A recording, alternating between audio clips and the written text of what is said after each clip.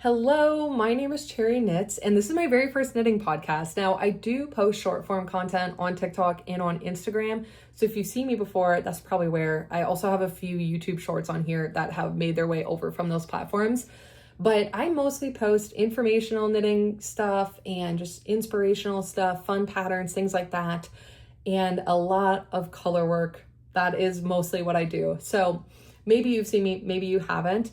But I haven't done a knitting podcast, honestly, because I've been very intimidated to do it. And I'm just like, well, I'll just post my 60-second clips, be done for the day, and move on. And honestly, I've wanted to do a podcast for a while. So I always say in my videos, you're one try closer to confidence. And that's what we're doing today. We are trying to work through me talking a little bit slower because the very first video that I filmed for this, I was talking way too fast. So we'll see how long this actually is.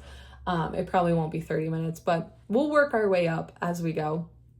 And so, yeah, I'm going to talk about everything that I finished in July, my finished objects, my current whips, other things that happened this month that were knitting related, and just a bit about myself as well, because I don't really get to talk about that on my other platforms.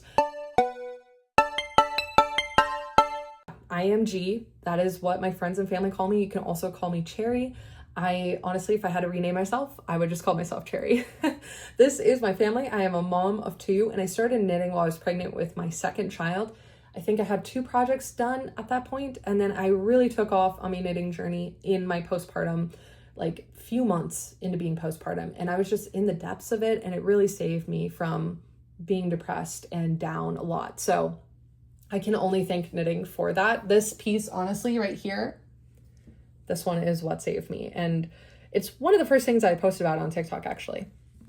But anyways, I have my 2 babies. We are a ginger family, so we're constantly hiding from the sun, even though that we love to be outside. I have 2 dogs, and I am currently a grad student with the hope that I will graduate in the next year. And yeah, so I don't have much time to knit, so I'm not going to be like pumping out garments or anything like that. I'm just doing this at night on the side when I can. And so that is essentially who I am in a nutshell. But I do really love teaching, and that is what I learned that I like to talk about online when it comes to knitting. I love teaching colorwork, and so if you have any of your first colorwork experiences, I'd love to hear them down below, because this meant so much to me. Anyways, let's get into our finished objects. The very first one that I have here is my Persephone top by Midsummer Knits. This is a test knit. Now, at the beginning of the summer, I had a little bit of a crash out.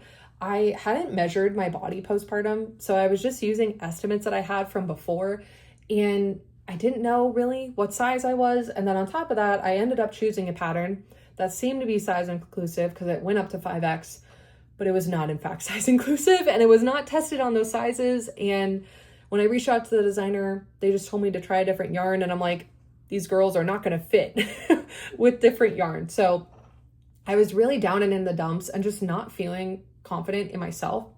But when I cast this on in May, it really boosted my confidence level because I knew that it was size inclusive. I knew that all the sizes, or at least almost all of them, are being tested. And it also had bust shaping, which I knew that I needed after I figured out that some pieces aren't going to fit my body. And so the only reason why I applied for this test knit is because I just knew deeply that this piece was going to look good on everybody and that nobody would feel left out. And that was so important to me. So this is the Persephone top by Midsummer Knits. I knit it up in Drops Baby Merino in the colorway Blush. I have used a lot of Drops yarn, and I have never had issues like I've had with this. And so I think it is just the color, because I've used other Drops Baby Merino before, but it was very splitty. It was very hard to work with really little needles. And so it was a bit frustrating, but I enjoyed the knitting process of this garment. It didn't make me hate the garment or working on it, I should say. But it made it harder, that's for sure. Now there are like little baby shoulder, saddle shoulder cables, and those cables also go down the front and on the armholes. Now, if I'm ever working on a tank and I don't want to do ribbing around an armhole, I'm just going to do a cable like this because it looks incredible and you don't have to do any finishings. Thank God.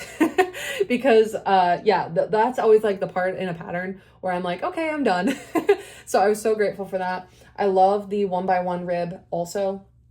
and the button band. I haven't fully woven in my ends, so don't come for me. They're all from the buttons. Everything else, nope, I have one more here. I was about to say everything else is woven in. No, it's not. I'm a very type B knitter, so that is just the vibe and the energy here. But I love the little peekaboo moment at the bottom, and also that like I don't feel like I'm trying to like hide my chest. Like even though that this goes pretty high up on the neck, like it's not a scoop neck, I feel like it's not hiding my chest. Like I don't feel like I'm like sucked in. I used to have like absolutely no bust, and now I do. And so when I'm wearing pieces, I don't want to look like I'm either like really trying to show the girls or like I'm trying to hide them and like suffocate myself. So I'm really grateful that this just fits so well and it looks so incredible. And I've loved seeing all of the test knitters work. Like it was just so much fun. The whole experience was incredible. This was a 10 out of 10. I plan on wearing it more. Will I weave in all of the ends before I wear it again? Probably not. I'll probably just tuck them in. That's just who I am. Anyways, let's move on to my second finished object from July, and that is the Market Day Mitts Test Knit.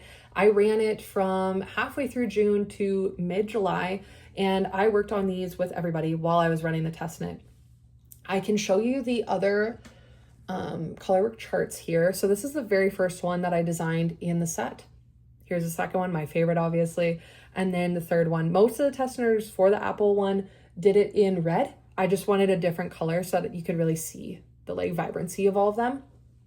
Now, the Market Day mitts are meant to look like little jelly jars from the farmer's market that you'd buy. I have bought them plenty with my kids, and so it really was just like a general theme that I wanted to have. I didn't know I'd hit it on the nose so hard, but here you can see like more of like the lid of the jelly jars, and it just ended up being really, really fun. Now, every single aspect of this pattern I intended to be for a beginner to learn how to knit colorwork. So this pattern will come out on August 4th. It's my very first pattern, and I am so excited because I had beginners test knit it. I also went through like video tutorials and making sure that everything would be ready for a beginner. So I've really thought about beginners. And I just, again, like I had said, I love talking about colorwork and teaching it. So it has been such a joy to work on these. A few other things that make it really beginner friendly is, even though that this is like really fun and iconic looking as the lid of the jars, it also is so easy to do 2x2 color work. So like the fact that half of the piece is very simple and straightforward, and then the other side is really all that you have to focus on, it makes it a lot easier for a beginner, and it also works up so quickly. I had a test knitter get done with these in like a day and a half, which is insane to me. But yeah, that takes dedication. I don't know if I recommend it, but I was so shook when she was done. Anyways, those are the Market Day mitts. An event that happened because of the test knit and me working on these, I submitted these to my county fair. I don't have the ribbon that I got with it. It is hiding somewhere upstairs, and I think my kids were playing with them. So I don't have that exact ribbon right now, but I won first place in the mitten category at my county fair, and it was my very first time submitting anything, so I didn't really know what to think. Oh, also, all of these are knit in Drops Lima. I don't know if I said that. There are loads of different colors here. I don't remember the names of all of them, but they also don't have too many of each color. But anyways, back to talking about the fair. I'll insert some pictures of me going to the fair. But anyways, these ones won first place, and it honestly made me a little bit nervous because I don't know if most fairs keep all of your items next to each other, but mine were not. So when I was looking for my other ones, I was like, where are they? They're not in the right section. And that was for a reason. Here is my pride and joy, my baby. The other reason why I was so nervous is because I couldn't find these. And these are my creme de la creme favorite knit item I've ever done. They are the Songbird Mittens by Erica Heiser. Hope I'm saying her name right. And I have posted loads of videos about these on my TikTok and on my Instagram. It's what really got me into like actually teaching colorwork and talking about it. I have my Colorwork Confidence series. All of that is because of these. And if you remember that one. Anyways, so when I couldn't find these, I got really, really nervous. And then my husband's like, well, they have like this display over here in the corner. Like, we should go look at it. And there my mittens were with this, which this is a Grand Champion ribbon. I never thought that I would get one of these, let alone on my very first submission. And I was overjoyed. but it gets better. It gets better. So after I had that experience, I went looking for my last submission, and this is the Snowflake hat by Laura McCaw, and she now goes by Lolo Tricol, I think is how you say her name. 10 out of 10 recommend this hat pattern. And this is in Drops Big Merino. Loved the yarn. It is very child friendly, and I made this hat for my son. So anyways, I was looking for this hat, and it said that it won first place in the hat category. What I didn't know is that they weren't done giving out all of the awards for everything yet, because I went first thing in the morning when the judging was done. So they weren't done putting out all the awards. When I went to go pick up my awards a few weeks ago, I think, was it a week ago? Maybe 2 weeks ago. I won Best of Show for knitting with that hat, which is just so shocking to me. When I was like originally submitting these, I had told my husband, I'm like, this is going to do the best because there are literally no errors in this thing. I can't say that about my other knits, but this one, absolutely no errors.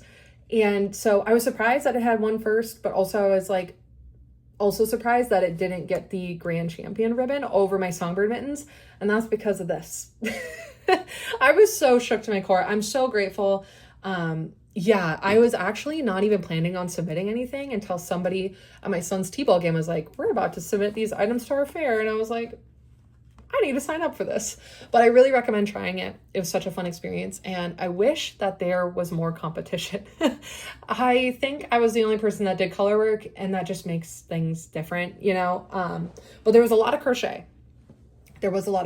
This is future Cherry because she forgot one of her finished objects, and that is these mini Selbus that I gave to a mom-to-be as a gift at a baby shower. Now, I didn't really know this mom very well, and I went as like a +1, so I didn't know how it would be perceived as like a gift. That was the only thing that I had brought. I will say I made them in a Pix palette in the same colors as my first Songbird mitten in Edamame and Oyster Heather. So they just meant so much to me. I have still quite a bit of this yarn left. But yeah, it just really spoke to me. I love mittens. I love Selbu mittens. And so I wrote a little story up of like where Selbu mittens came from and like the meaning of them and things like that, because it means so much to me. I'm sure after watching this video, you guys will understand how much I love colorwork mittens. But yeah, the mom, she just loved them, and she read the story in front of like 40 people, and I just felt so appreciated, even though that I didn't really know her, and it really increased my positive thoughts about gift knitting. Anyways, we are going to get into my whips, the pieces that I'm still working on, and that I've at least put some work into this month, because I am not monogamous. Sorry to say, I work on so many things, and some things come out of storage, some things get put back in storage. Anyways, this is my Dune top. It is the Tip Top tank pattern. And the reason why I call it my Dune top is because this yarn was hand dyed, inspired by the Dune movie. And honestly, that was a whole experience in and of itself, because I reached out to Wilderness Fiber, and because I had seen she had done a few different movie themed dye lots, and I was like, will you please do Dune? She's like, I was thinking about it, but now I need to do it. And I'm like, okay. So I waited about 6 months to get this yarn, from me asking her if she would do it to actually doing it. Because I'm sure there's so much that goes into actually like figuring out how to dye it. And it wasn't just this colorway. I actually got to pick out of like 8 different Dune themed colors, which was insane. But this one was my favorite. I love that far away, like it looks like a neutral. And then the closer you get, you can see the blues and the rust colors. I have a few tutorials for this on my TikTok account and on my Instagram. It's very beginner friendly. I wish this would have been my very first piece in the summer, because it has been so easy and so chill and relaxing. And my summer to start was not that. I had the crash out thing. The Persephone top was a lot more challenging than I anticipated, just because there were so many techniques that I hadn't done before. It was nothing against the pattern, and to be honest, the testing experience was so smooth. But this has worked up so easily that I'm like, I will definitely be doing another one of these. I want to do one in a raspberry color, specifically in Drops Belle. I forget what the colorway is called. I think it's called Cherry, to be honest. I think that is what it's called. But I want to make another one of these in a DK weight. Just know if you're going to do this in the fingering weight option, it takes as long as you would anticipate. But if you want something that's just like very chill and relaxing, that's kind of why I picked this piece. I also have another top, and I wish I had more progress on this because this has been my favorite pattern visually, just not necessarily process wise, because I'm almost done with the crochet part and I love knitting so much. I love crochet, but knitting is just, it hits a different spot for me. But this is the Daisy slip top by Made by Sue. This is her very first design, and when I saw this pattern I was instantly obsessed, and I can't wait to finish this. But I'm currently working on the bust shaping of that piece, of the Dune one, and so I don't want to be doing bust shaping on 2 pieces at one time and then forget, and yeah, that would just be too tricky for me. And so I'm holding off until I'm done with my Dune top, and then I will pick this up. But I cast on one other thing in the meantime, because I told myself I would get all of my summer knitting done before I started the fall ones. We didn't get there. We were not patient enough. I tried. Okay, I tried. Now this piece I have had in my mind since 2025, fall 2025, because after I started working on my Songbird mittens, you know, I'm always looking at colorwork patterns. That's just me in a nutshell. But when I was working on those, I was like, this is the next piece I'm going to do. But I didn't have time, and I didn't want to leave it just sit on my needle. So I will include the name of this summer on the screen. I don't know how to say it, and I'm not going to try. My French, we've never tried French before in our lives, so why try it now in front of people? Anyways, it is a gorgeous pattern. The story behind the pattern also just so heartfelt, and I love that in a piece, especially colorwork ones, just to know like what the inspiration was. But anyways, this is the piece. They are meant to look like little like homes, like townhome style from Europe, and like stack on top of each other. I love this colorway. This is Knit Picks palette in Bison and in Wonderfall, I think is this one. This one I got a year ago. But all of my mittens I have done in Knit Picks palette, I wish that they would respond to my emails because I would love to work with them. And yeah, I just love their yarn for mittens. I feel like that it's very forgiving. So like if you're worried about making mistakes, or like if your stitches, the tension is off or whatever, I feel like that they just like, when you block with Knit Picks palette, just really smooths out. I don't know how to describe it. It is 100% wool, so the stitches kind of just like latch onto each other and just really smooth out. And if you don't know about colorwork knitting, you want your stitches to eventually like fade into each other to look more like an image instead of individual stitches. And I feel like that this yarn really does that, even just after one wash. I cannot wait to finish these. I've only worked on these for 2 days, not consecutively, because they hurt my hands. I'm just not used to this fine of yarn on small circulars, and I'm not immune to getting my hands cramping up. So I have been holding off. But yeah, I did like essentially the entire cuff in a day, and then I did this entire part in a day, which also I didn't have to knit at night that day because I took my son to a new library that has an indoor park, and he just played for an hour by himself, and I just did this. So I shouldn't say by myself. He had friends that he was playing with, but not with my immediate need to be supervising him. He played so well. And yeah, I had so much fun working on this, and it was just such a chill vibe, and I can't wait to work on it some more. The other thing that I cast on, which I can't find at the moment, is my gauge swatch, which I'll include a picture of it. And yeah, I'm doing the Staff in Light by Rebecca Clow. She has been so helpful in my bust shaping journey, and just like learning about size inclusive patterns and what to look for when you're trying to pick out a pattern. She has responded to a lot of my videos and just gave really helpful information, either like in comments or like she's actually made full videos. And so I have deeply appreciated her, and I'm like, you know what? I need to see what she designs and all of that. And I also really, really knew that I wanted a piece that had knit and purl texture. And so that's why I went with the Staff in Light. I had already bought the yarn before picking out the pattern, which I've never done before, but I was on Whatnot, like some of us do late at night. I don't know if everybody does that, but sometimes at night, if I can't sleep, I'll go on to Whatnot and I'll see if anybody's destashing yarn. And so the one night that I did, I was feeling pretty low, and I found somebody destashing, and I got an entire sweater quantity worth of Rowan Felted Tweed for less than $50, which is just insane to me. So the colorway that I have is called Pickles. I think it is the avocado colorway. I think that they just like renamed it, because when I look on Ravelry, all of the like little flecks of the tweed are identically the same color, and the yarn looks like it is almost the exact same color. So I do think that avocado and pickles is like interchangeable. I don't know, but that is what made the most sense to me when I was looking at it online.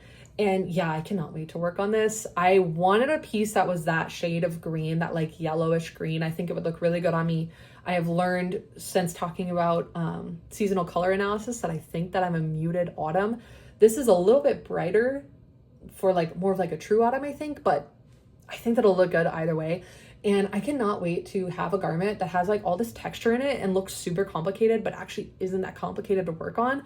And I think it's going to be really addicting, like color work, that like getting to that next chunk, like I'm really excited for that. So I cannot wait. I am just waiting to cast that thing on. And I told myself I have to finish my tops before I do that, the 2 that I have here yet. But yeah, I think that is everything. Oh, one other thing. I'll also include a photo of this because I'm currently decluttering my house and it's in disarray and I can't find all of my knitting stuff right now. But I started this hat in, I want to say like in March. No, it was in February. I started it in February. It is called Run Rabbit Run. I don't know how to say the name of the designer, but again, I'll include it somewhere in the description or in the actual video itself. And I'm doing this in Cascade 220 Superwash Sport. I can't remember the name of the colors off the top of my head, but when I talk about that pattern more, I'll go into that. But I do want to pick that back up in August because I would love that to be like my September, October hat, because where I live, it gets cold really, really quickly. And so by like the middle or end of September, it's going to be pretty cold. And I would love to wear that hat. It is peak autumnal, however you say that word. I get comments about how I say words incorrectly, but it is just so, it just speaks to my fall girl soul. I have a fall birthday. I feel like I'm an autumn color palette. It just like speaks to me. So I'm going to be picking that back up and I'm over halfway through the colorwork chart. So I think that it's going to go really, really quickly. And I can't wait to see the rabbits running. They're just so cute. But yeah, know that you're one try closer to confidence. That's what I always say. And I will catch you guys either in a few weeks with another video or the end of August with my next podcast.